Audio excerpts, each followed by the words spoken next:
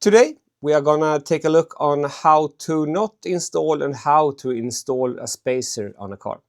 Spacers are commonly used to get a wider width with the wheels. You want to get the wheels more flush with the body of the car. This is a 20mm spacer that we are trying to install, and the problem we see is that it is not a perfect fit. When aligning the spacer, you can see it moves from side to side.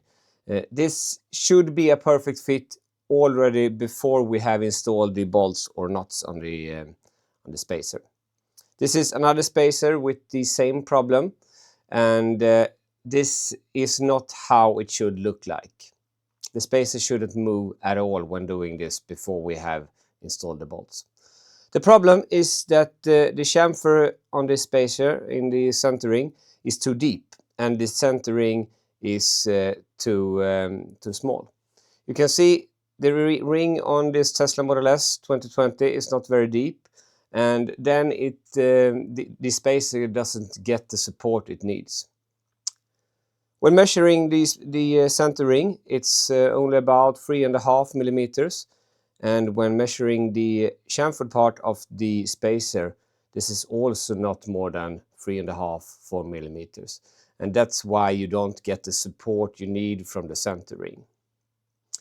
It's the same on this spacer. Now we're going to take a look on a spacer that actually fits as it should. When installing it without any nuts or bolts, you see this is a perfect fit. It doesn't move a millimeter. If you don't have a perfect fit with the centering, all the load and forces will be put on the bolts, and this is not how it should be.